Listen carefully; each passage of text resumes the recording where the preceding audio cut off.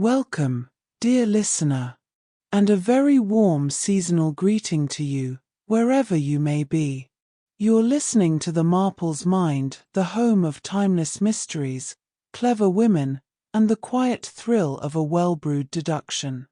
Settle in, make yourself a cup of something comforting, and let the fire crackle gently as we journey together into a world of village intrigue, whispered secrets, and the elegance of justice revealed.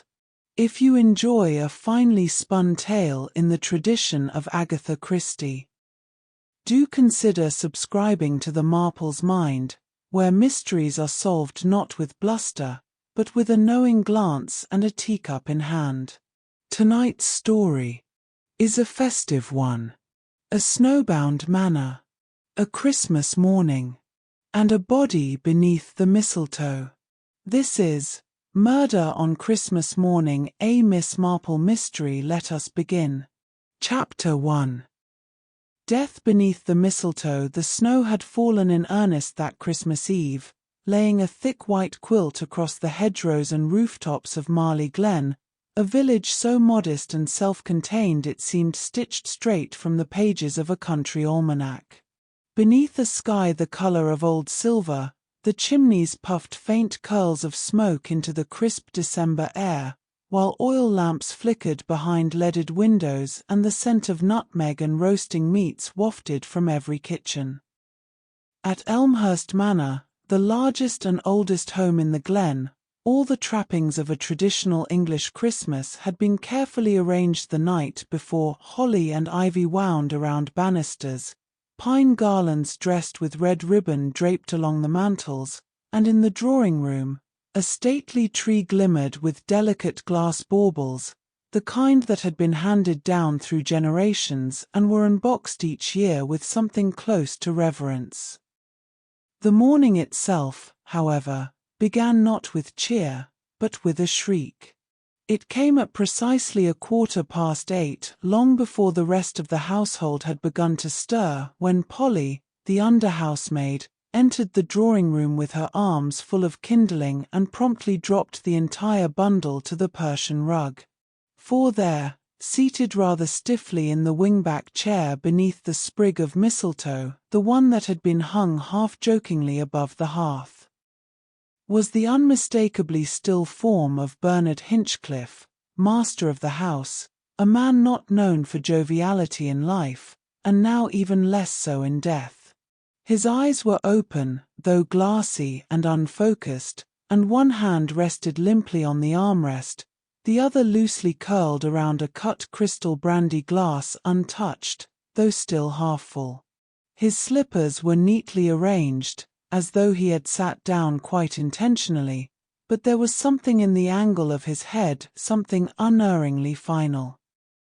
That left no doubt. Bernard Hinchcliffe had passed from this world in the night, under his own roof, on Christmas morning.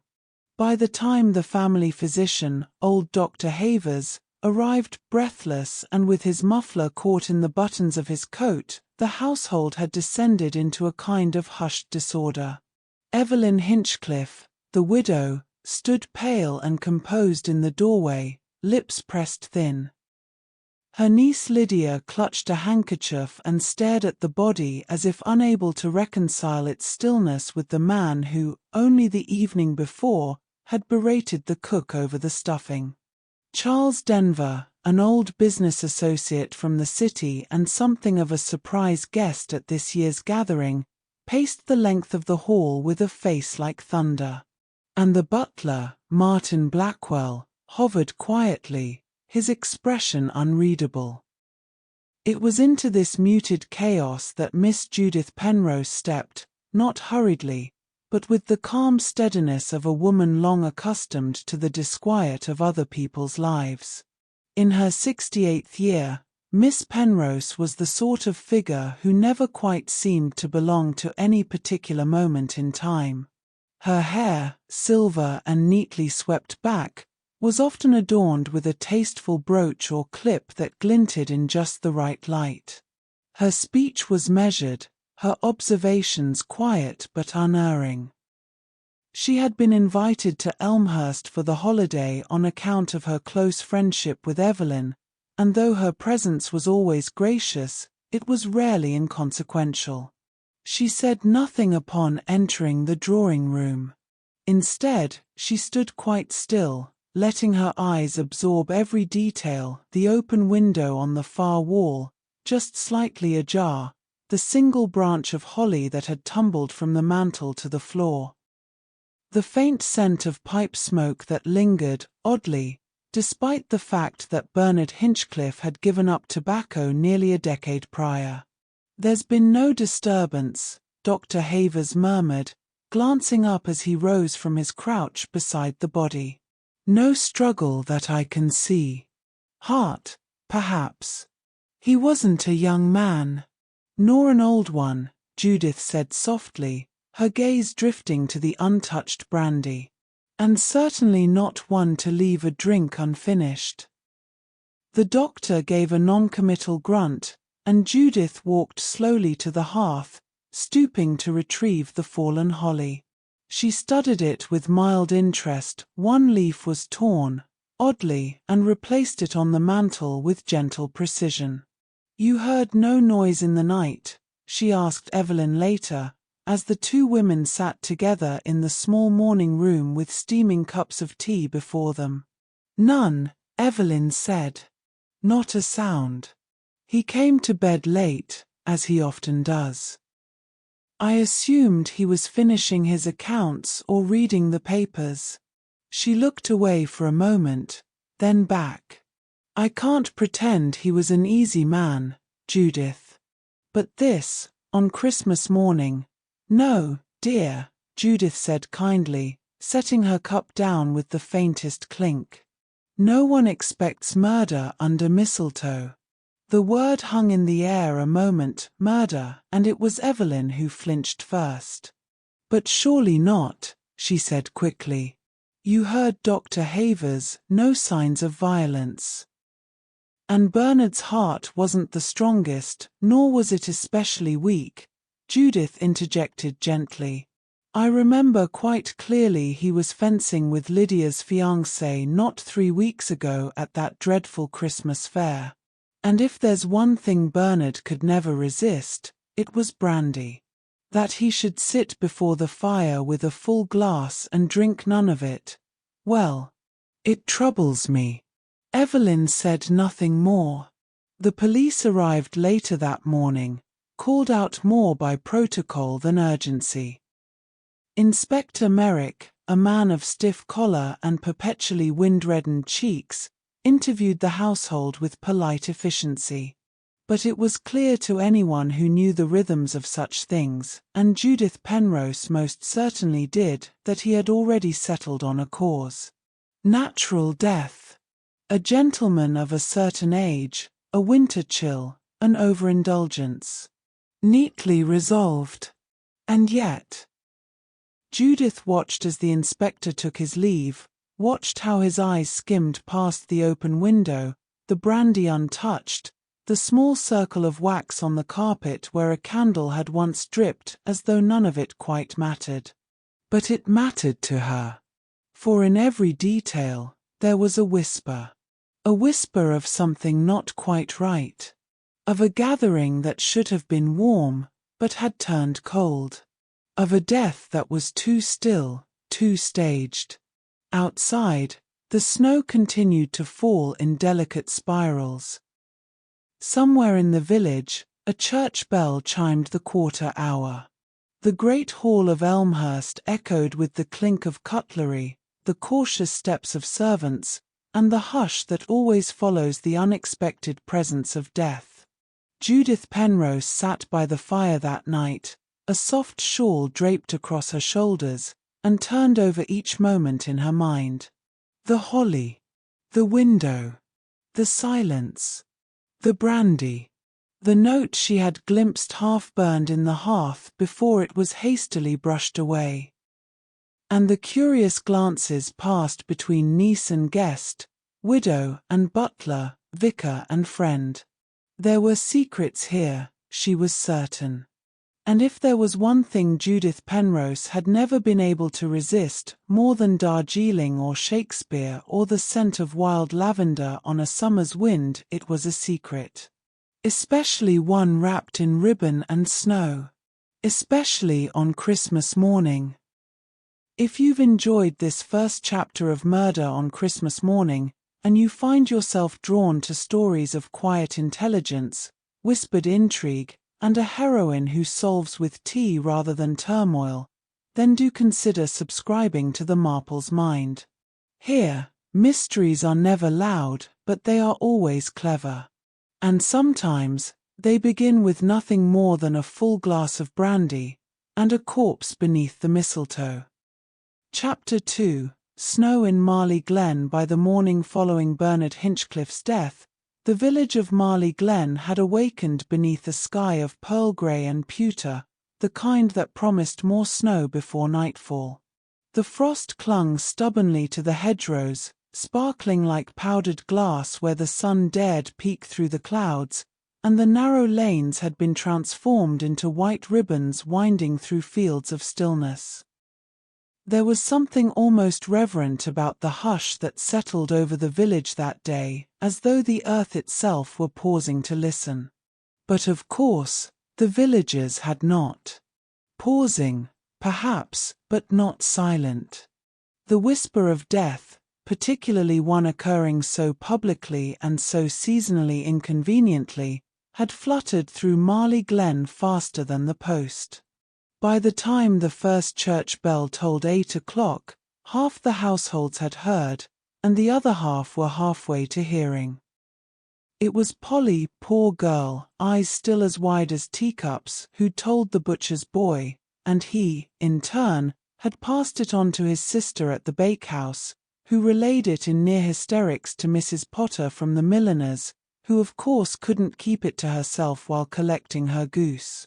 Soon, as the village went about its slow Christmas morning routines, cautious steps on cobbled pavements, kettle whistles behind curtained windows, the distant bark of a terrier. The prevailing murmur beneath it all was not of cheer, but of quiet speculation. Bernard Hinchcliffe dead. Found in his own drawing-room. On Christmas Day, no less. It wasn't natural. That was the consensus. Not even for a man of his age and disposition. Miss Judith Penrose had never been fond of rushing. She walked with a dignity born of knowing that haste seldom improved anything, not tea, nor judgment, nor the unfolding of events. So, it was with gentle steps and a lined notebook tucked discreetly beneath her wool coat that she made her way down Marley Hill and into the heart of the village, her boots crunching softly over packed snow, her gloved hands folded over one another like a contented pianist between movements. The post office was her first stop, not for mail, but for information. Not gossip, mind you. Judith did not trade in idle chatter, but rather in the quiet observation of human behavior, in the exact tilt of a chin or the momentary flicker of guilt across an otherwise pleasant expression. And Mrs. Harriet Aldridge, who ran the post office, was a veritable metronome of village moods. This morning, she was all fluster and breath, standing behind the little wicket window with a woolen wrap pulled tightly over her ample shoulders and a copy of the Telegraph lying forgotten beside her. "Oh, Miss Penrose," she called out the moment the bell above the door gave its apologetic chime. "Isn't it just the most dreadful thing? Bernard Hinchcliffe, of all people. I do say, he always struck me as the sort who'd simply refuse to die, even if death himself came knocking. Stubborn as an ox, and twice as proud." Judith smiled politely, slipping off her gloves. "You've heard, then?" "Heard? My dear, it's the only thing anyone's heard since dawn. Poor Evelyn. And right at Christmas, too. I can't imagine how she's managing. And did you know Charles Denver was there? The man vanished years ago, something about a failed investment firm in Kensington, if I recall, and now he turns up just in time for Bernard to drop dead. That's a twist if I've ever read one. Judith offered only a small nod in response, letting the conversation unravel with its own momentum.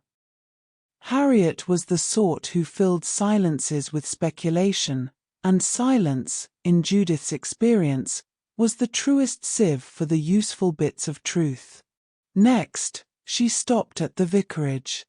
Reverend Allerton had always been a man of gentle soul and unassuming presence, with spectacles that perched perpetually at the edge of his nose and a nervous cough that seemed to erupt whenever conversation turned toward scandal or money. He welcomed Judith into his study with a distracted air, offering tea from a pot that had clearly gone tepid and biscuits that were either stale or simply well-meant. "Terrible business, truly terrible," he said, wringing his hands together. "Of course, we've no reason to assume anything untoward. Dr. Havers seemed quite settled on natural causes." "Did he?" Judith replied, watching the vicar's eyes dart to the window before returning to hers. "And yet, I've always found the human heart rather unpredictable." "Oh, indeed. Yes. Quite." He poured a second cup with a hand that trembled just enough to spill, and Judith noted the faint red mark on his left temple, partially concealed beneath the greying fringe of his hair. "A minor thing, perhaps. Or not. I do hope you weren't up too late last night, Reverend," she said casually, eyes never leaving his. "Late? Oh, no, not especially. Midnight service, you know. Home before 1. He offered a thin smile. "I'm afraid I'm getting far too old for vigils and mulled wine. Aren't we all?" She stayed only long enough to glean what little comfort he was willing to extend, then made her way to the bakehouse, where the warmth of fresh bread and a chorus of chatter greeted her like a bustling parlor. The village women had gathered there in cautious numbers, exchanging cakes and news in equal measure. Here, the rumors had already taken root. "Mark my words, he was poisoned," declared Mrs. Gibbons, the widow with 5 cats and no filter. "No one dies that neat. Not without help." "Nonsense," countered Miss Tyler from the schoolhouse. "It was his heart. It had to be." He looked positively grey at the Christmas raffle. "I said to Alma, didn't I, Alma? That man looks like he's already halfway to the grave." Alma, for her part, was too busy eyeing Judith to reply. And so it went, the tide of whispers swelling and breaking, each one adding a stone to the cairn of speculation rising around Bernard Hinchcliffe's untimely end. Judith said very little, but she always watched. And noted the way Lydia Fairfax had not been seen all morning, how Charles Denver had failed to greet even his oldest acquaintances at the shops, and how Martin Blackwell, the loyal butler, had stopped by the greengrocer's not once, but twice, though he'd bought nothing either time. Marleigh Glen, for all its charm and snow-dusted serenity, was a village that held its breath with alarming ease. It was the kind of place where tradition ruled, where secrets were tucked into apron pockets and smiles came with barbs if one listened closely enough. Judith had lived nearby for over 3 decades, and though she had always admired the village's aesthetic comforts, its stone cottages, its haphazardly cobbled streets, its lilac trees in spring, she had also understood one immutable truth: nothing in Marleigh Glen ever truly stayed buried. Not scandal. Not resentment. And certainly not murder. As she made her way back up the hill toward Elmhurst Manor, her boots pressing softly into the fresh powder, Judith Penrose thought again of the brandy glass, the window, the untouched fire. And she thought of Evelyn's hands, white-knuckled and folded too tightly, and of the note half-burned in the grate. The village was already rehearsing its conclusions. But Judith was still listening, still watching. The truth, she knew, had a way of melting through the prettiest snow if one simply knew where to place the kettle. If you're enjoying the unfolding mystery here at the Marple's Mind, where clever minds and quiet truths always prevail, I invite you to stay a while longer. Subscribe to the channel so you never miss a moment, each story steeped in tradition, delivered with poise, and brewed just strong enough to stir your suspicions. There's far more to uncover in Marleigh Glen. And Judith Penrose has only just begun. Chapter 3. A house full of secrets. Elmhurst Manor, with its mullioned windows and ivy-draped stone, might have passed for picturesque in the right light, but on the day after Christmas, it carried the heavy stillness of a place that had swallowed a scream and then buttoned itself up tight. The house stood as it always had, stubbornly resolute against the winter wind that swept across the downs, but within its walls something had shifted. An invisible disturbance, not unlike the air before a thunderstorm. Judith Penrose felt it immediately as she passed through the arched front entrance once more, her boots leaving a delicate pattern on the foyer's Turkish rug. It was not just the absence of Bernard Hinchcliffe's voice, his barked instructions, his clipped pleasantries, that unsettled the house. It was the silence of those left behind, thick with calculation, concern, and something else. Something she had learned to recognize across a lifetime of quiet watching, fear. The drawing room, once so festively appointed, now bore the chill of forced conversation and unspoken thoughts. The decorations remained, the garlands, the candles, the tinselled tree that drooped slightly under its own weight, but there was no warmth in them now, only the uneasy afterglow of a gathering that had taken a dark and unexpected turn. Judith stepped inside, uninvited but not unwelcome, and made her way to the bay window, where a lace curtain had been drawn back just enough to peer through. Beyond it, the garden stood frostbound and still, but within the house, the true garden bloomed, a thorny, blooming patch of suspects. Evelyn Hinchcliffe, the widow, sat in her late husband's armchair, not quite a throne, not quite a confessional, with the poise of a woman rehearsed in decorum but not necessarily grief. Her mourning, if one could call it that, was crisp and efficient, a black crepe blouse fastened with a brooch, pearl earrings, and a subtle dab of rouge that suggested self-preservation more than sorrow. Her gaze moved over the others in the room with clinical ease, noting every movement, every inflection, every glance not meant to be seen. Judith knew that look. It was the look of a woman measuring the temperature of a room before deciding which pot to stir. Opposite her, standing by the unlit fireplace with the air of a man who would rather be anywhere else, was Charles Denver, tall, sharp-featured, and carrying the heavy perfume of failure disguised as bravado. Once Bernard's business partner, now little more than a social inconvenience, Charles had returned to Elmhurst under the veil of holiday reunion, or so he claimed, though Judith suspected his timing had more to do with desperation than sentiment. He fingered the chain of his pocket watch restlessly, glancing toward the hallway at every creak of the floorboards. His eyes, too quick, avoided the empty brandy glass that still sat untouched on the mantel. Then there was Lydia Fairfax, Bernard's niece, and perhaps the most animated figure in the room. Young, though no longer naive. With dark curls and a voice that could charm or slice depending on her intent, Lydia sat curled on the window seat, legs tucked beneath her like a schoolgirl, though the expression on her face was anything but innocent. Her stockings were laddered, her heels scuffed from a recent stumble, and in her lap she clutched a book, The Moonstone, of all things, though she hadn't turned a page in 20 minutes. It was Lydia who spoke first. "I suppose we're all just pretending this is normal, then?" she asked with a dry tilt of her head, not looking at anyone in particular.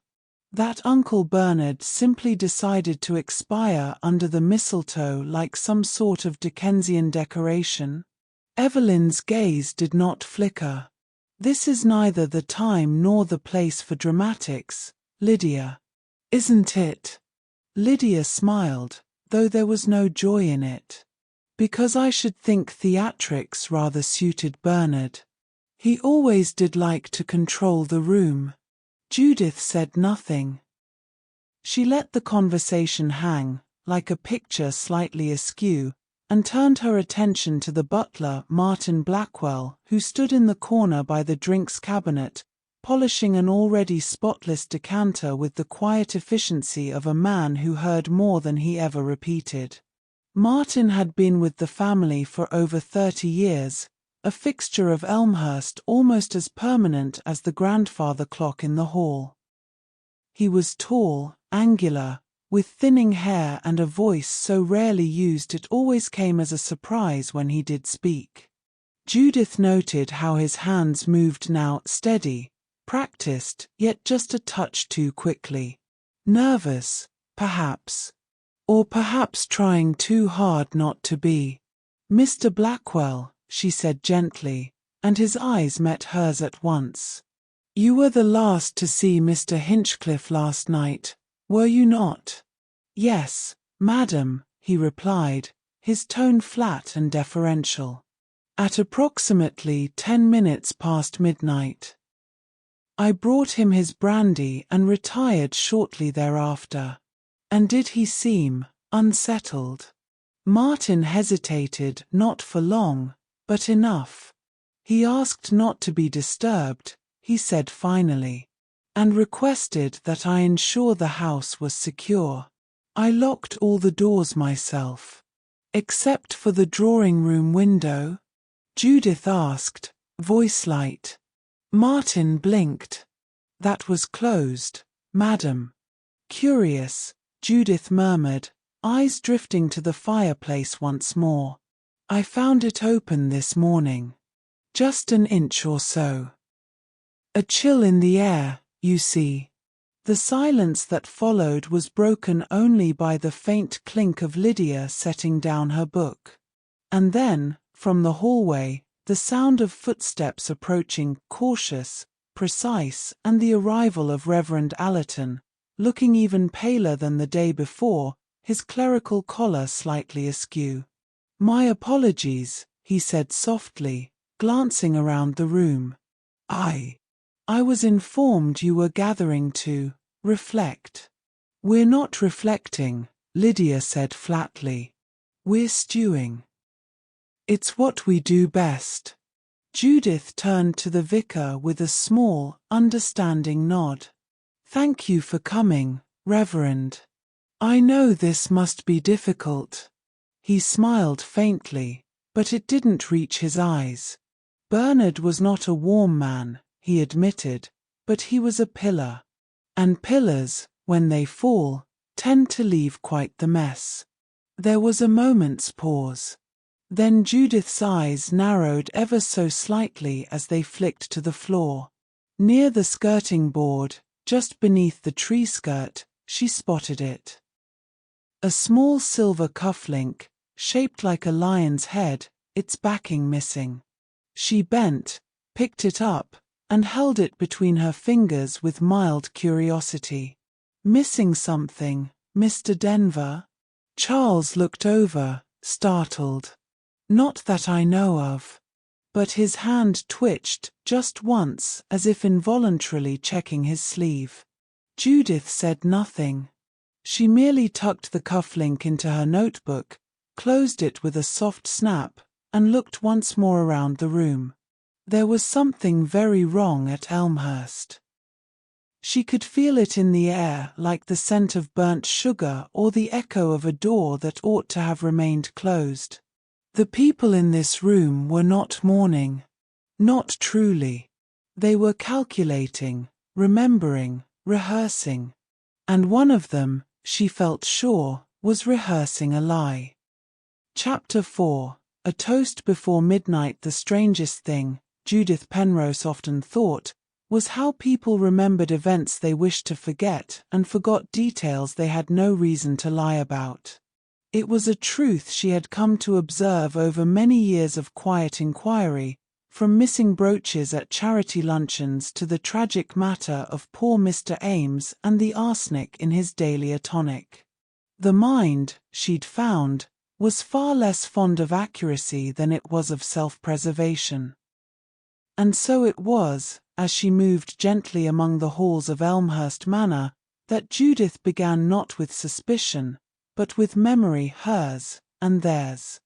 Each person in the house claimed to have seen Bernard Hinchcliffe last around the same time, shortly after the final carol had been sung, when the fire had burned low, and the scent of roast goose had been replaced by port and pipe smoke. He had made, by all accounts, a toast, a short one, gruff and barely poetic, but a toast nonetheless. And then, by some curious and collective agreement, he had retired alone to the drawing-room, as was his habit. Evelyn said she'd gone upstairs with a headache. Lydia claimed to have been wrapping last-minute gifts in the study. Charles, for his part, was supposedly smoking in the garden under a borrowed overcoat, collecting his thoughts, whatever that meant. And the vicar, Reverend Allerton, insisted he'd returned to the vicarage immediately after the midnight blessing and had heard no more of the household until morning. But Judith, seated once more in the small parlour with her notebook and her teacup, could not help but turn these recollections over in her mind like stones in a stream. Some were smooth. Some were not. The glass, that was the thing. The second brandy glass. She had noticed it that morning, on the side table near Bernard's chair, sitting just a few inches apart from the one he had held. At first glance, it might have been dismissed as an extra pour, perhaps, or an accidental duplication. But Judith knew better. The angle, the smudging, the faint scent of something floral, not Bernard's cologne, told her plainly what others had missed. 2 glasses. One untouched. One used. And only one accounted for.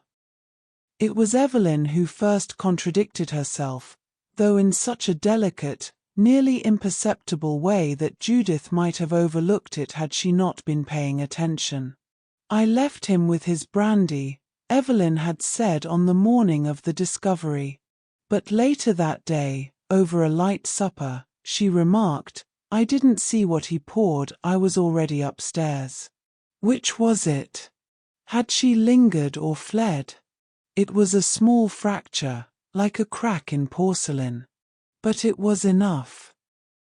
Judith visited the study next.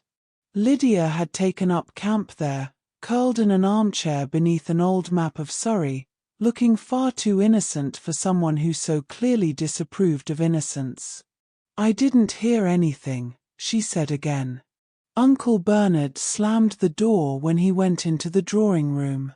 That was his way, dramatic till the end. "You said you were wrapping gifts," Judith said mildly, glancing around the desk. "But I see no ribbons. No scraps. No paper at all, in fact." "I cleaned up." Lydia's voice was light, too light. "Surely I'm allowed a touch of order."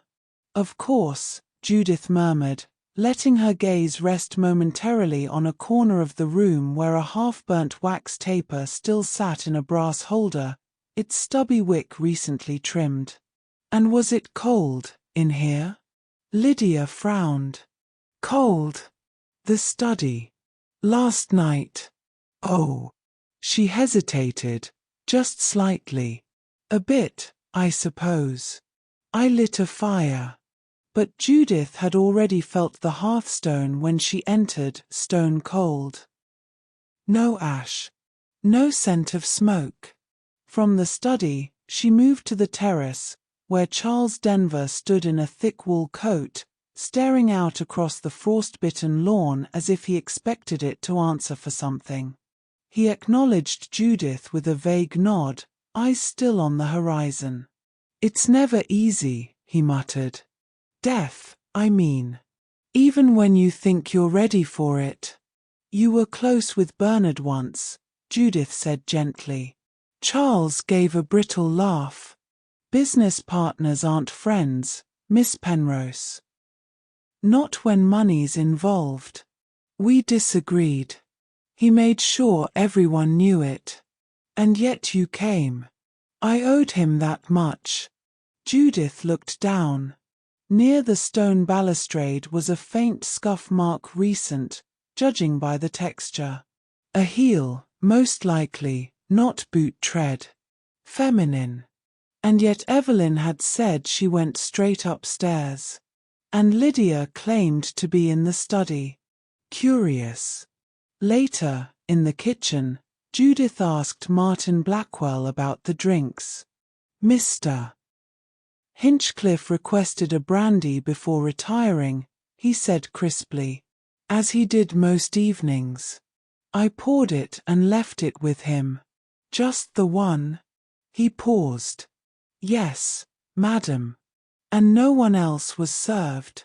No, madam. She nodded, eyes drifting once more to his hands, the faint stain of wax on his cuff. Red, not white.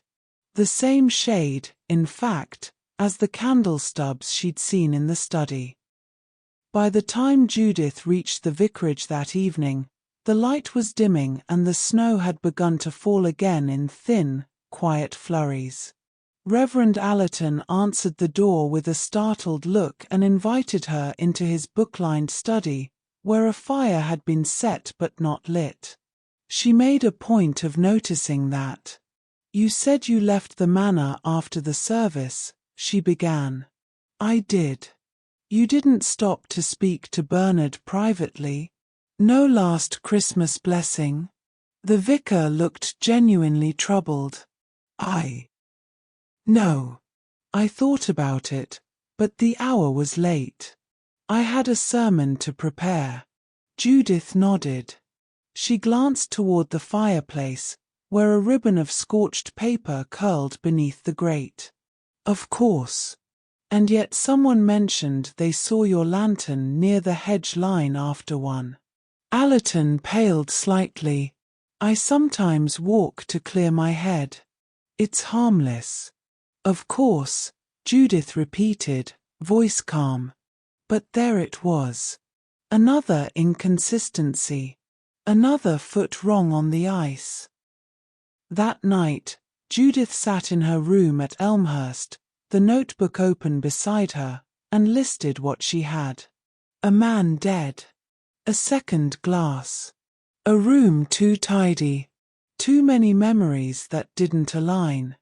And 5 people with just enough motive to wish Bernard Hinchcliffe out of the way, one for money, one for freedom, one for revenge, one for shame, and one, perhaps, for something older, deeper, and far more dangerous than any of them were willing to admit. She turned the page, jotted one more note. The toast before midnight was not for celebration. It was for farewell. And outside, the snow continued to fall, slow and steady. It would cover the footsteps, soon. But not the truth. If you've enjoyed this next step into the heart of Elmhurst secrets, and you're the sort who listens closely for what's not being said, you're precisely where you belong. Subscribe to the Marple's Mind, where every glance, every silence, and every polite lie leads us closer to the truth. Because sometimes, the quietest stories have the sharpest edges. Chapter 5. The widow and the will. There are few documents more revealing than a will, Judith Penrose often mused, not because they declare affection, but because they do not. A man may say he loves his family, may show it in measured glances or softened tones, but only in the ink of a will does he truly betray what he valued most. Not just in what he gives, but in what and whom he leaves out. And so it was that 3 days after Bernard Hinchcliffe's body was removed from the drawing-room, just as the village of Marleigh Glen settled back into its post-holiday hush, Judith found herself seated in the law office of Mr. Graham Atwater, solicitor and keeper of secrets, sipping lukewarm tea from a chipped saucer and listening as the late Mr. Hinchcliffe's affairs were laid bare in language dry as parchment and twice as brittle. The office, tucked above the bakery and lined with fraying legal tomes and stale digestive biscuits, smelled faintly of ink and old dust, the sort of place where drama occurred only on paper. Mr. Atwater, a thin, owlish man with a habit of blinking too often when nervous, tapped the tip of his pen against the edge of the desk before sliding a single envelope toward Judith. "I suppose I oughtn't," he murmured, "but I must admit, it startled me." The hand-delivered by Mr. Hinchcliffe himself, and quite insistent about confidentiality. Judith tilted her head. "A week ago. Yes. The morning after the village charity auction, if I recall correctly. Said he'd come to certain conclusions." The solicitor gave a small, dry cough. Naturally, the principal beneficiaries were expected, his wife, of course, and Miss Fairfax. There were modest provisions for the staff, Mr. Blackwell in particular.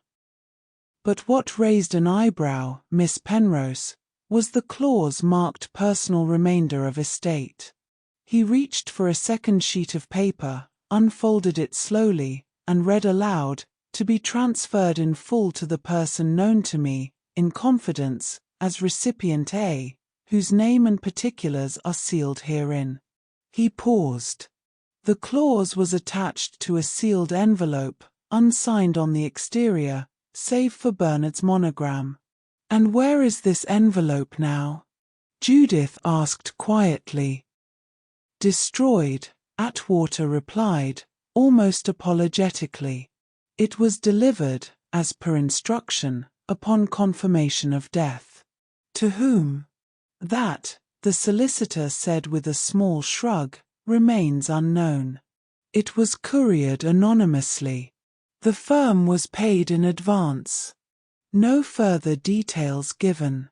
Judith's fingers tightened slightly on the saucer, though her voice did not waver. "So, to summarize.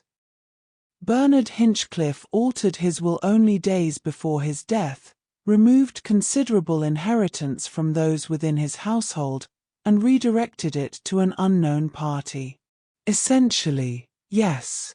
Judith thanked the solicitor, made note of several minor inconsistencies in phrasing, the precise wording of the clause, the deliberate anonymity of the beneficiary, and departed the office without so much as a rustle of indignation. She had long learned that outrage rarely reveals more than patience does. And patience, in this case, had already borne fruit. Back at Elmhurst Manor, the mood had turned cold, not with weather, but with quiet estrangement. Evelyn remained impeccable, hosting tea at 4 o'clock each afternoon with perfect. Lydia had taken to wandering the garden in thick boots and a red scarf, muttering at no one in particular and returning with damp hems and flushed cheeks. Charles, rarely seen in daylight, had sequestered himself in the library, nursing dark drinks and darker thoughts. And Martin Blackwell, silent as the silverware, moved about his duties with the precision of a man awaiting judgment. But it was Evelyn whom Judith sought that afternoon, when the sky was a shade of ash and the fire in the hearth crackled with polite insistence. You knew, Judith said softly, placing her cup gently in its saucer, about the change in the will. Evelyn raised her eyes slowly. I beg your pardon. The clause. The sealed envelope. Bernard's visit to the solicitor. Evelyn's lips thinned, but she did not blink. He mentioned a revision. Nothing more. Did he tell you whom he intended to name? No, she said calmly, reaching for a biscuit and breaking it neatly in half. But he'd become pensive lately. Secretive. I assumed it was business with Charles. Or perhaps something to do with Lydia. She's always been his weakness. Then you weren't surprised when Mr. Atwater read the new terms? There was the faintest flicker in Evelyn's eyes. Not fear, something colder. Disappointed, perhaps.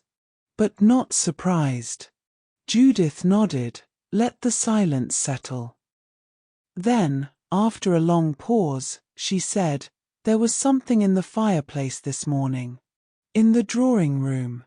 Ash, but not from wood. Paper. Thin vellum. Burnt at the corners, but the seal, or what remained, bore Bernard's initials. Evelyn's hand paused mid-reach. A coincidence, she said at last. Perhaps, Judith murmured. But in my experience, coincidence rarely makes such a neat pile in the grate. Especially when the fire hadn't been lit. They said nothing for several moments. Then Evelyn stood, crossed to the window, and stared out toward the frost-laced garden. He kept secrets, Judith. But I am not one of them. Judith believed her, or at least, believed she believed herself. Later that evening, Judith found Lydia alone in the conservatory, where the scent of damp earth and decaying poinsettias hung in the air. Lydia turned sharply at her approach, then relaxed, but only slightly. If you've come to ask whether I knew about the will, I'll save you the trouble, she said flatly. I knew he was planning something. He said as much. Said some people didn't deserve to benefit from his legacy. And you assumed he meant Evelyn? Didn't you? Lydia raised an eyebrow. Or Charles. Or maybe he meant me. God knows I've given him enough grief. Judith's voice was gentle. Did he tell you about the sealed clause? No, Lydia sighed, wrapping her arms around herself. He stopped confiding in me ages ago. Said I needed to grow up, whatever that meant. And yet, you remained here. It's not as if I had somewhere better to be. She paused. Besides, if he really did leave it all to a stranger, that makes all of us fools, doesn't it? Judith said nothing. That night, she sat by the fire in her guest room, the soft ticking of the mantel clock keeping her company. She turned the charred paper fragment over in her hand once more. The seal. Faint but still visible, bore the twisting monogram BH. The ink, she suspected, had been blue.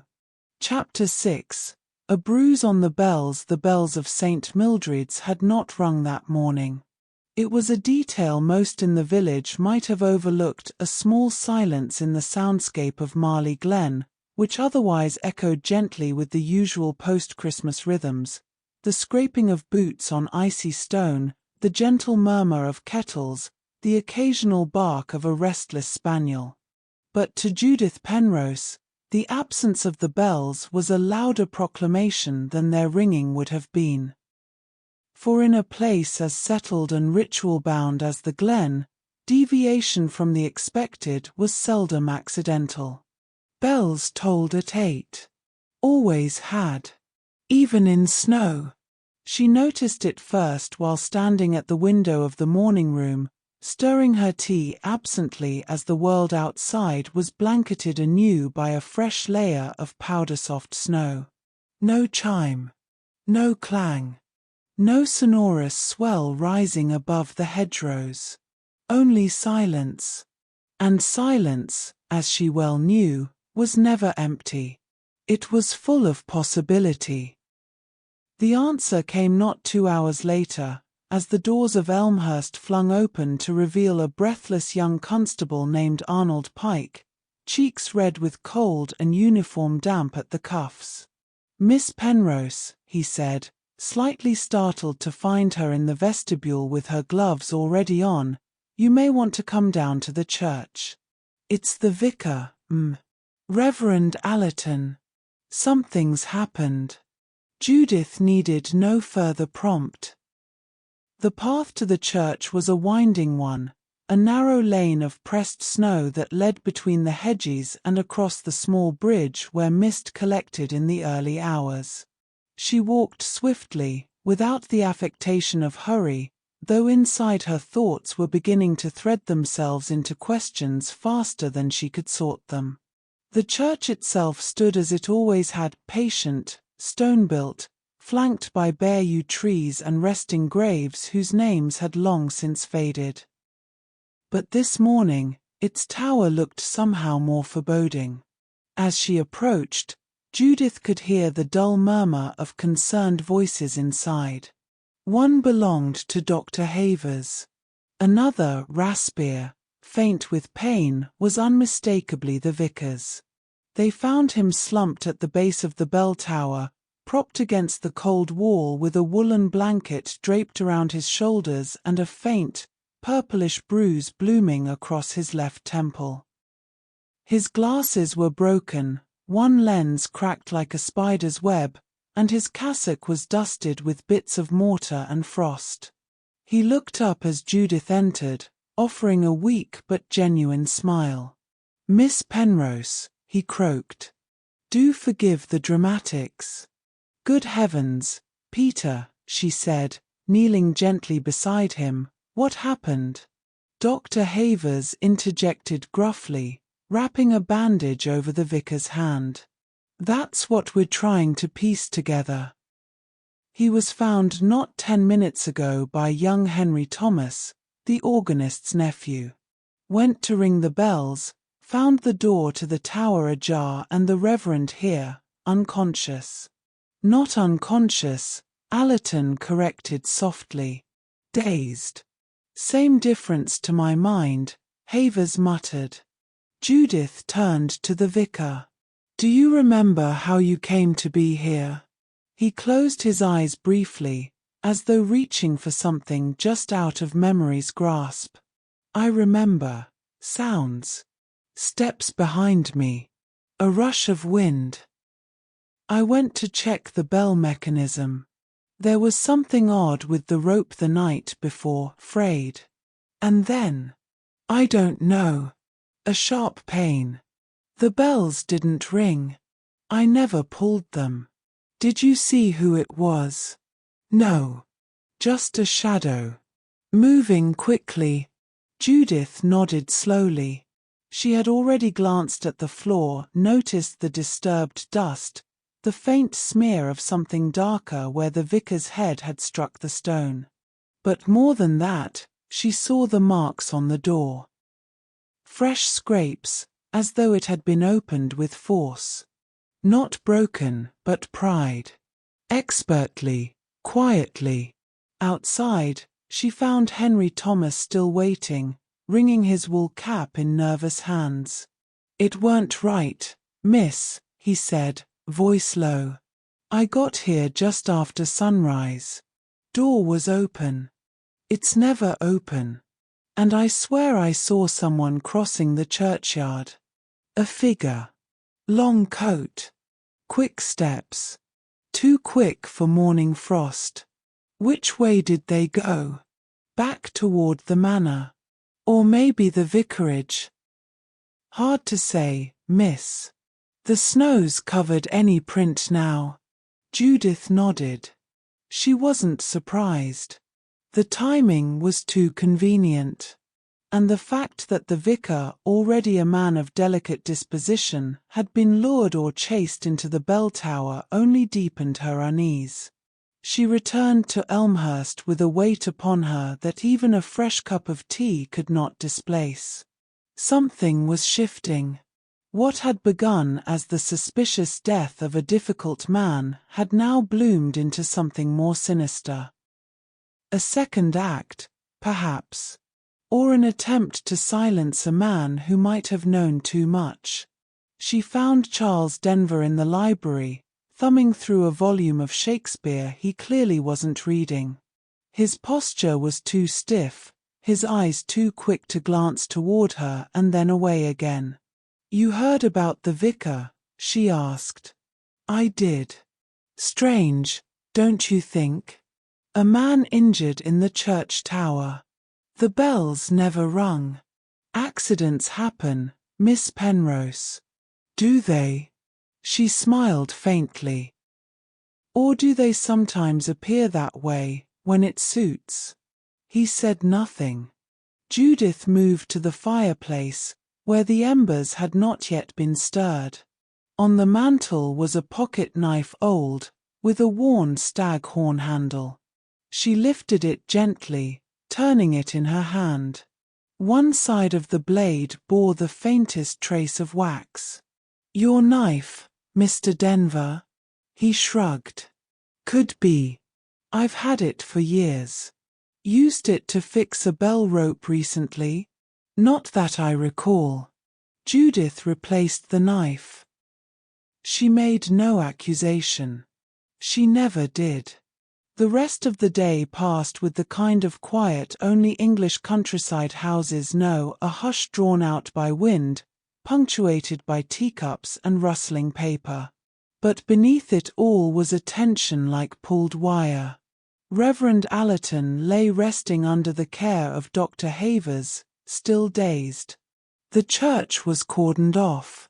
And Judith, long accustomed to silences that said too much, now heard them everywhere. That night, she wrote one line in her notebook. He was silenced before he could ring the bells. Then she underlined it. Twice. If you're enjoying the slow unraveling of this winter mystery, where even the bells fall quiet before the truth, do consider subscribing to the Marple's Mind. Here, silence is never empty and secrets, once rung, echo far beyond the tower walls. Join us soon for Chapter 7, Threads in the Snow, where Judith Penrose follows what the storm tried to bury. Chapter 7, Threads in the Snow. The snow in Marleigh Glen was not the frivolous kind, not the powdery lace that fell and danced away on the wind, nor the wet, forgettable sleet that clung and melted on contact. No, this was real snow, earnest, heavy with intent, blanketing every rooftop and lane like a quilt laid over something sleeping but not quite at peace. And it was the kind of snow that preserved. It remembered. While people might lie, forget, or conveniently misplace the hour, the snow beneath their feet did not. It recorded each step faithfully, not in ink, but in indentations and compressed crust, in tread marks and drag lines. A diary underfoot, waiting to be read. It was mid-morning when Judith Penrose set out again, her boots laced tight, her scarf tucked neatly beneath her coat, a soft notebook tucked as always inside her left pocket. She walked alone, not hurriedly but with quiet purpose, out through the garden gate at the rear of Elmhurst Manor. The frost still glittered on the lower branches, and a light wind carried the faint scent of smoke from the chimneys. The snowfall had ceased sometime in the night, which meant that any tracks made in the early hours might still be visible if one knew where to look. And Judith knew exactly where to look. She began with the obvious. The main path leading from the front drive, past the churchyard, and toward the vicarage. The constable's boots had already trodden it flat. But to the side, near the shrubbery and the little-used garden gate, were smaller, more uncertain steps. Not recent, but clear. They came from the far side of the hedge, from the direction of the meadows behind the property, and they led not to the front door or the carriage circle, but toward the back. Curious. It was not unusual, of course, for staff or even local boys to make use of these back paths. The children often cut across the fields with sleds and scarves in search of hillier ground, and on any other day Judith might have dismissed it. But not today. Not when the body of Bernard Hinchcliffe had been found not 2 yards from the hearth. Not when Reverend Allerton had been found dazed and blooded in the bell tower. And not when nearly every guest in that house had something to gain from silence. She followed the trail just a few paces until it broke into 2. One set veered left, deeper into the trees behind the manor, the other led directly to the garden wall and vanished near a pile of disturbed snow at the base of the holly hedge. And there it was, half buried, lodged awkwardly in the slush and dead leaves. A small child's wooden sled, the kind painted bright red once, now faded with time and weather. One of the runners was cracked, and the rope had come undone, knotted around itself like a spider's web. Judith crouched beside it, brushing away a light covering of frost, her gloved fingers careful and slow. There was no name written on it, but she recognized it nonetheless. It belonged to the Thomas children, Henry and Grace, who lived 2 cottages down from the vicarage. And yet neither child had been seen near Elmhurst since Christmas Eve, when their mother had scolded them quite publicly for pelting the church door with snowballs. Why then was their sled abandoned here, behind the manor, 2 days later? She stood slowly, brushing her coat clean, and that was when she saw it, the glint of fabric caught on a holly branch just above eye level. It was small, no more than 2 inches across, but the weave was unmistakable. Woolen tartan, thick and coarse, torn at the edge and snagged quite deliberately on the spiked leaves. Red and forest green, with a streak of navy running diagonally across the check. She plucked it free gently, holding it to the light, and her mind immediately began matching it against the guests she had observed over the past days. Who among them wore tartan? Not Evelyn. Her wardrobe was severe and classical, blacks and greys, clean lines and pearls.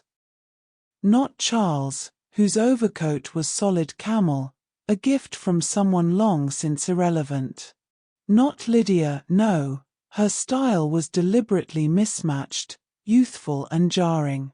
But Martin Blackwell, the butler, hadn't she seen a scarf draped across the hook beside the scullery door? Dark tartan, hand-frayed, worn at the edges. She remembered it clearly now, Christmas Eve, just after dinner, when he had stepped outside to collect firewood. The scarf had trailed behind him like a banner, catching slightly on the latch. And he had returned 20 minutes later without it, cheeks flushed, hands empty. He had said the stack was iced over. But Judith had never seen the firewood damp. She made her way back into the manor through the side entrance, removing her boots quietly before stepping into the warmth of the back hallway. No one noticed her, not yet.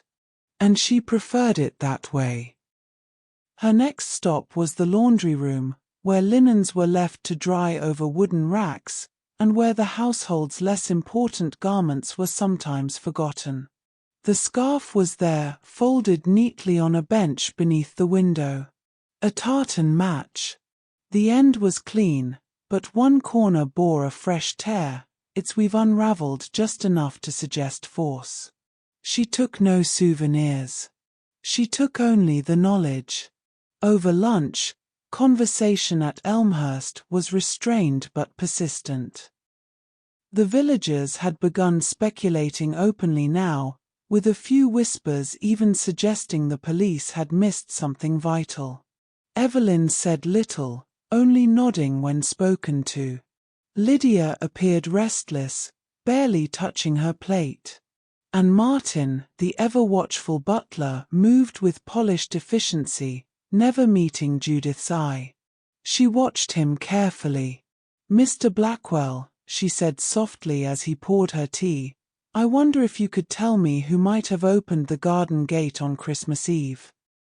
He paused, just briefly. "I couldn't say, madam. I locked it myself after dinner." "Strange," she murmured. "It was ajar this morning." "Children, perhaps," he said too quickly. "They do stray."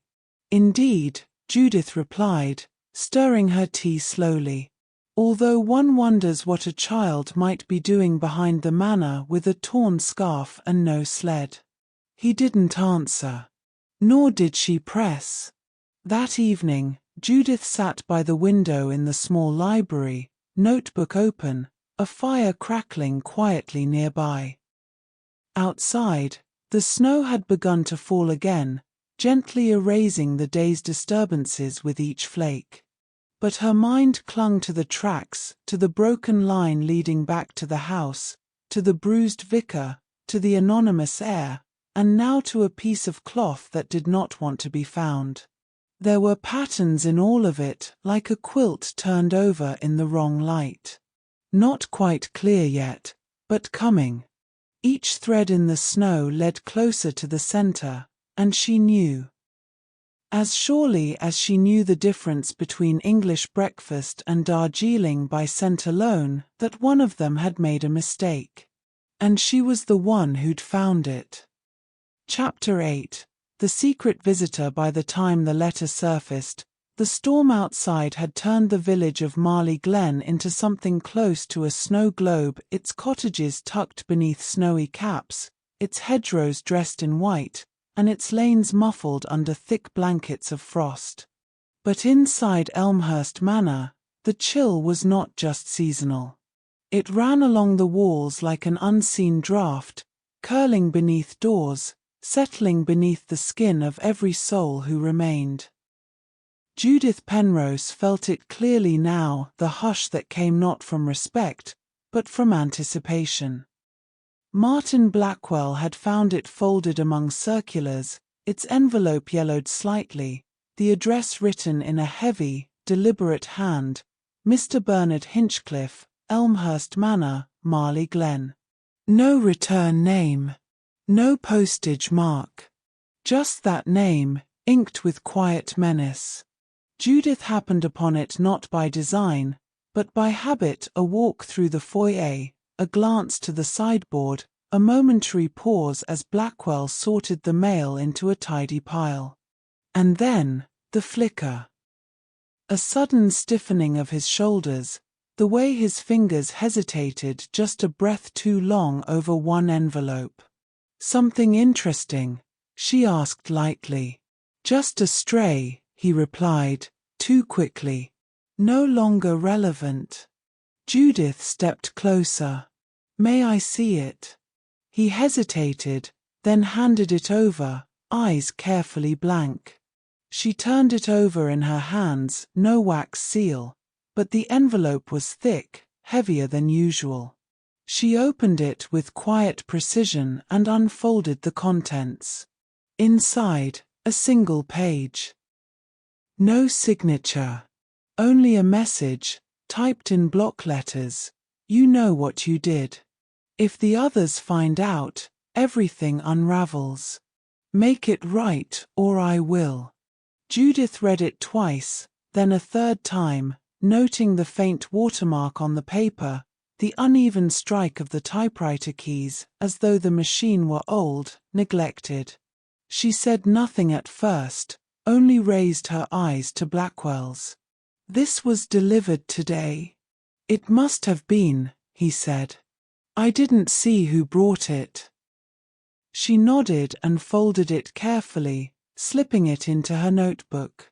She would make no mention of it to the others just yet. But already the puzzle shifted again, pieces jostling into new and troubling shapes. Someone had threatened Bernard, and someone had enough access to place the letter under their own roof without being seen. Later that day, in the orangery, Judith found Lydia curled once again into the corner of the velvet chaise, her knees drawn up beneath her and a book open but unread in her lap. The room smelled faintly of citrus and damp earth, and condensation misted the window panes like breath held too long. "You've seen something," Judith said softly, taking a seat nearby. Lydia looked up, startled, then wary. "What makes you say that? You're avoiding your aunt. You've stopped biting your nails. Something you only do when you're afraid. And your eyes won't stay still." Lydia hesitated, then let out a breath. "He came to the house that night," she whispered. "Late. After everyone had gone to bed." Judith leaned in slightly. "Who?" Lydia's voice dropped. "I don't know. I didn't see his face. Just the shape of him. Tall. Broad-shouldered. Wore a long coat, dark. He slipped in through the back gate. I saw him from the upper landing. He went straight to the drawing room." "And you told no one?" "I was frightened," Lydia said. Uncle Bernard was already tense. He'd been arguing with Charles about something earlier that day, and he'd hardly spoken to Aunt Evelyn during supper. I thought maybe it was something private. Or political. Uncle had dealings he didn't speak about. But you think the visit was threatening?" "I know it was. I saw him leave 15 minutes later, quickly. Head down. He vanished into the snow like a ghost." And the next morning, she trailed off, eyes shining now with something deeper than fear. Guilt, perhaps. Or shame. Judith reached out gently, placed a hand over hers. "You did nothing wrong. You saw what others missed. That may yet be what saves us." Later that evening, Judith returned to her room and began setting her quiet trap. Not a confrontation, she had no appetite for shouting, for theatrical accusations in darkened drawing rooms. No, her methods were gentler, more intimate. She asked for a tray of tea to be delivered to the library at precisely 7. She made sure each of the household received a handwritten note, just a few lines. "Please join me in the library this evening.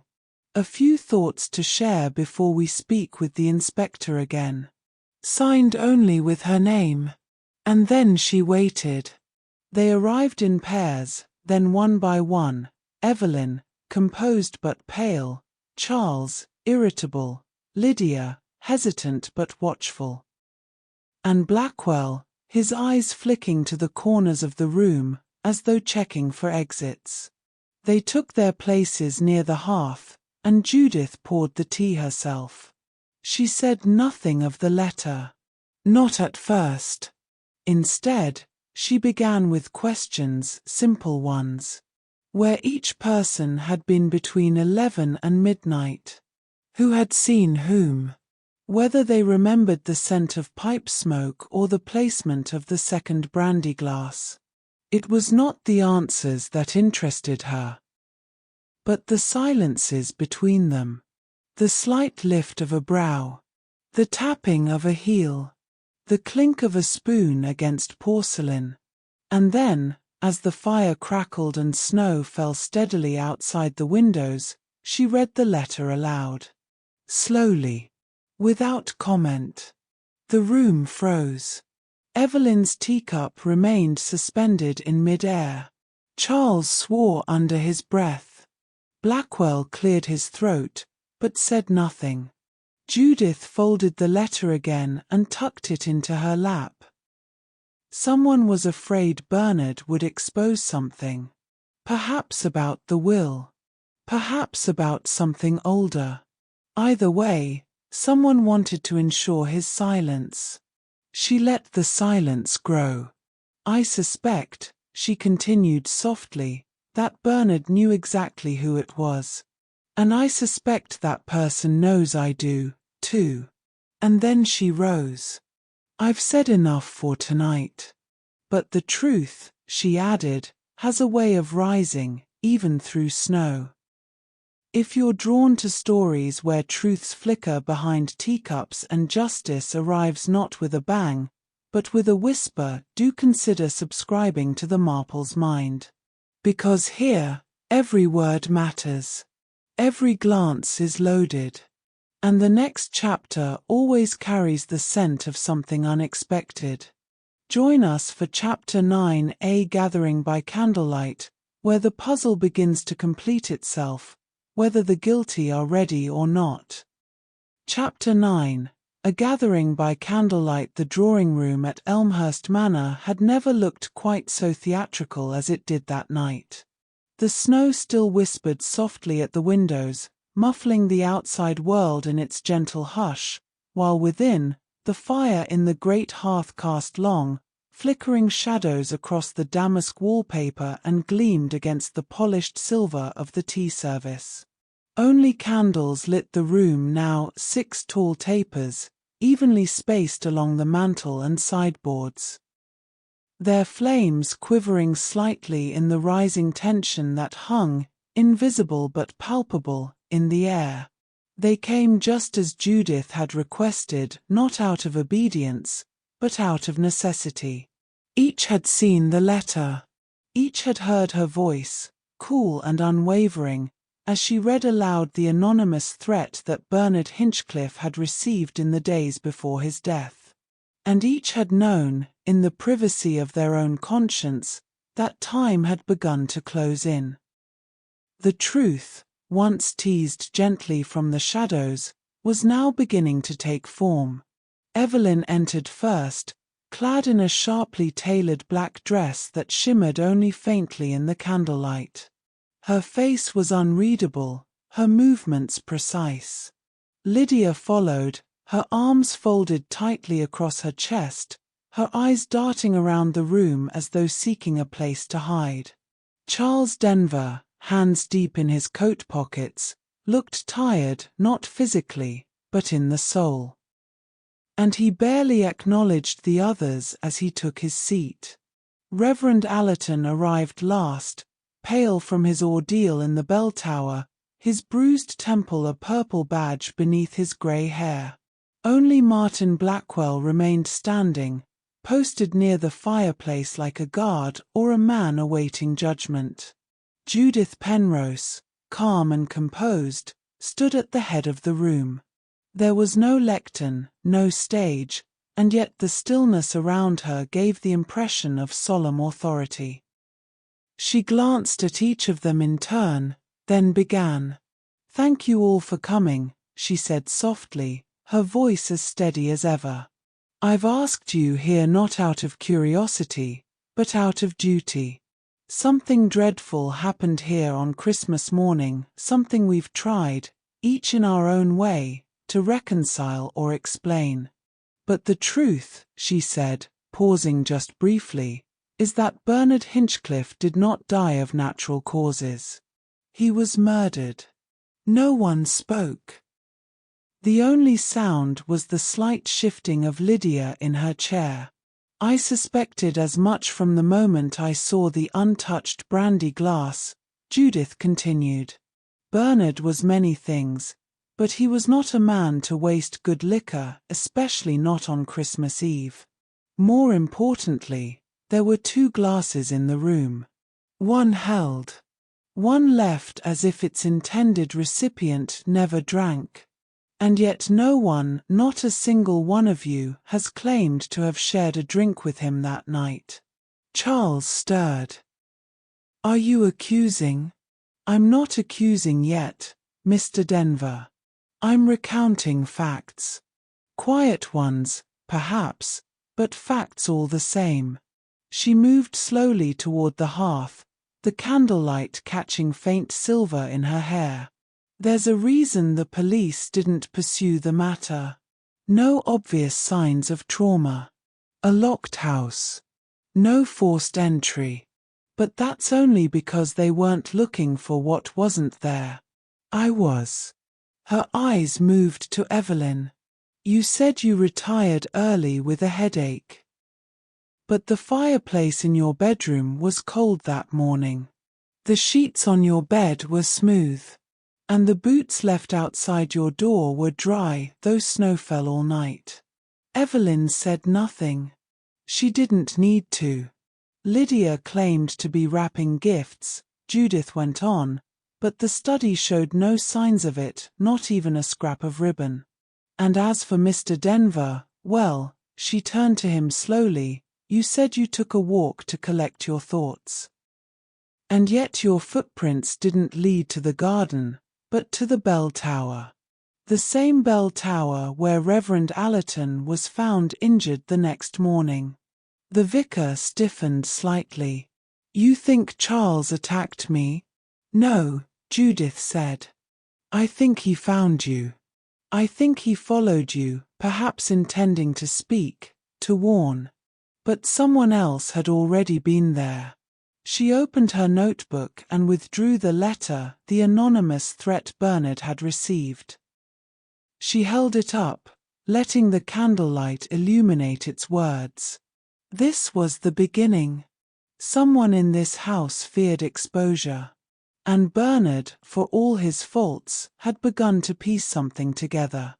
Judith took a breath, and when she spoke next, her voice was quieter, more intimate. There was a betrayal during the war, she said, looking not at one person, but all of them. A moment in time that none of you would speak of. But I know the shape of it now. In 1943, during the third year of the war, Bernard served in intelligence, nothing glamorous, but enough to know the names of those who passed through his channels. He worked briefly in Lisbon, and it was there he first encountered a British operative who vanished in disgrace, caught selling information to a man later discovered to be a Nazi intermediary. The operative was dishonorably discharged, disappeared, changed names. She turned toward the fireplace, her tone cool. The operative's name then was Malcolm Denby. Silence. Heavy. Still. Then, Charles Denver rose to his feet. You can't prove that, he said. But his voice wavered. And no one came to his defense. I don't need to, Judith replied calmly. Because Bernard already did. He recognized you the moment you walked through that door. You changed your name. Built a new identity. Attached yourself to Evelyn and Bernard's business affairs under the pretense of investment. But he found you out. Perhaps by your mannerisms, your speech. Or perhaps from something simpler. A scar. A habit. Whatever it was, he knew. And when he revised his will, he removed you completely.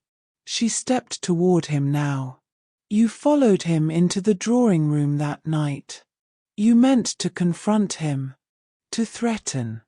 But you didn't expect him to fight back. There was a scuffle. A blow not to his head, but to his heart. The doctor missed the small rupture. But I saw the signs. The half-buttoned coat. The broken ornament beneath the chair, you knocked it as you stumbled. And the torn tartan scarf, caught on the holly bush. Yours. Charles stared at her, speechless. Then slowly, he sat back down. And the heir? Evelyn asked, her voice tight. Who did Bernard leave it all to? Judith turned to her. To Lydia. He knew what he had done to her mother, how he'd cast her out after the scandal, and how he'd deprived Lydia of the support she deserved. This was his attempt at atonement. A quiet gesture. Hidden from you. From all of you. Evelyn's mouth moved, but no sound came out. Judith stepped back, notebook closed. I'll let the inspector know what I've found. I expect Mr. Denver will want to speak with his solicitor. And I suggest the rest of you begin preparing your accounts of the night. Because though one man committed the act, several among you paved the way, with silence, with omission, and with fear. She left the drawing-room then, slowly, letting the cold hallway wrap around her as the door closed behind. Her steps echoed gently on the parquet floor. Outside, the snow had stopped. If you've followed this mystery through every whispered lie, every quiet clue, and every flicker of candlelight, then I invite you to subscribe to the Marple's Mind. Because here, justice doesn't roar. It hums softly, and it always finds its way to the surface. Chapter 10. Peace in the Glen. It was not with sirens that Charles Denver was taken away, nor with shackles or shouting or the thud of marching boots. No, in Marleigh Glen, even justice moved with gentility. Inspector Merrick arrived at first light, his boots heavy with frost, his eyes clouded not with anger but with the weary knowledge that such things, betrayals, murders, reckonings, did not halt for holidays. Judith Penrose met him at the door, composed as ever, her report handwritten in elegant loops upon a single sheet of notepaper, folded neatly and passed without ceremony. She said very little as the inspector read it, only nodded when he paused at the final paragraph. Charles Denver did not resist. He did not protest. He merely buttoned his coat, the same one that had once brushed against a holly branch and left a tartan thread behind, and stepped into the snow with a face neither proud nor penitent, but somehow emptied. Perhaps that was what guilt looked like after it had outlasted denial. Not red-faced or wild-eyed, but grey and hollow. He passed no glances at the house as the car door clicked shut behind him. No one came to the window to see him off. His silence, at last, matched the village's own. Elmhurst Manor seemed to breathe again once he was gone. There was no fanfare, no cheers of relief. Only a subtle shifting of air, like a room righting itself after a long-held breath. Lydia sat quietly that morning, not triumphant but oddly subdued, her hands wrapped around a china teacup as though warming them against something far deeper than chill.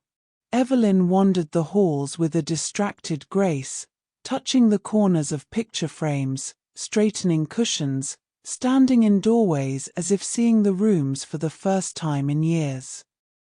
Reverend Allerton returned to his vicarage with a limp and a headache, but also with something softer in his expression, perhaps a sense of having survived something darker than bruises.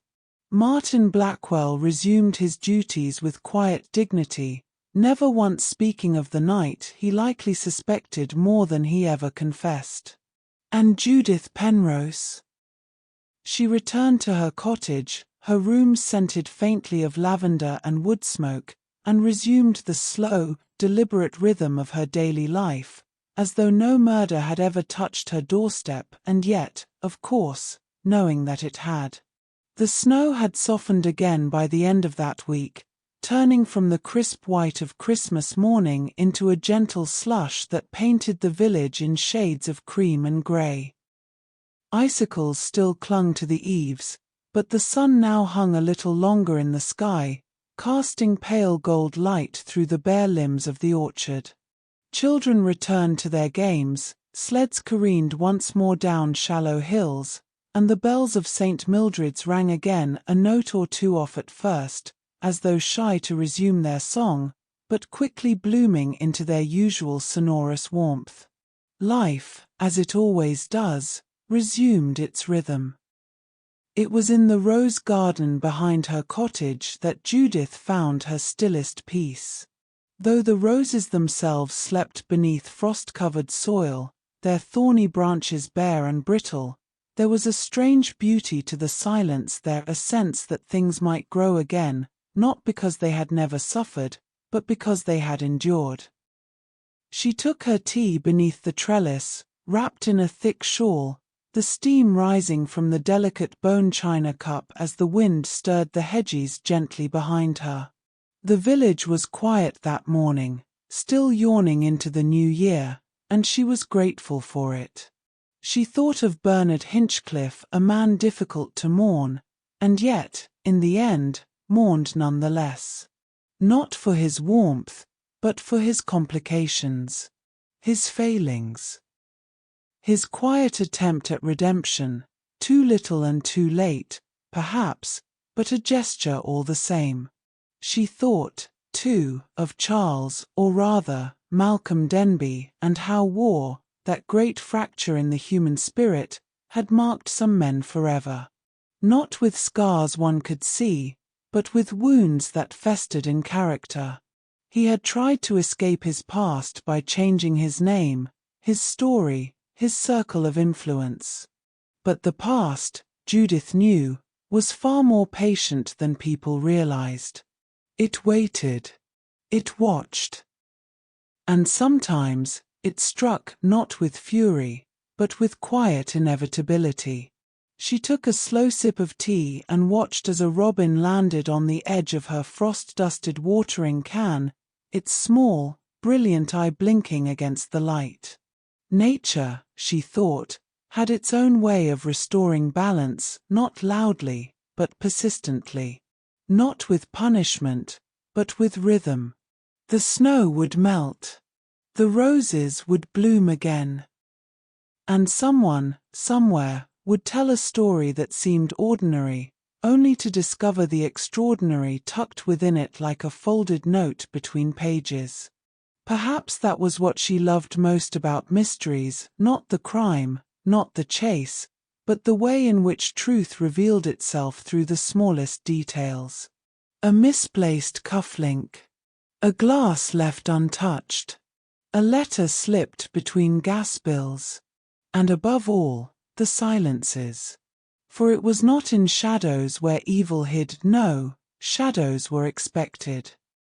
Sought out. But in this village, in many villages like it, evil did not shout.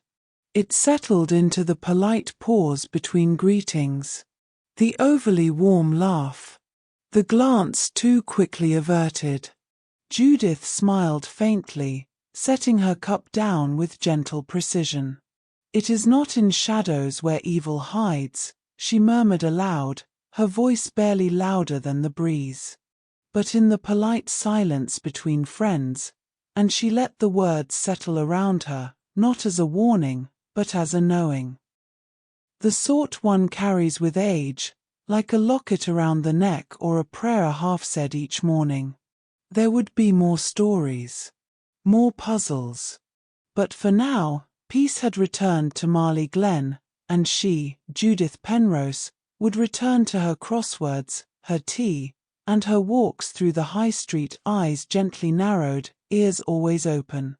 If you've journeyed with us through the frost-covered lanes of Marleigh Glen, unravelled each quiet secret, and watched justice find its way. Not in haste, but with grace, then we invite you to stay a while longer. Subscribe to the Marple's Mind, where each story blossoms like a rose after winter, with patience, with wisdom, and with the unshakable belief that even in the quietest corners, truth always finds its voice. Thank you for listening. Until next time, may your tea be hot, your conscience clear, and your mysteries most delightfully clever.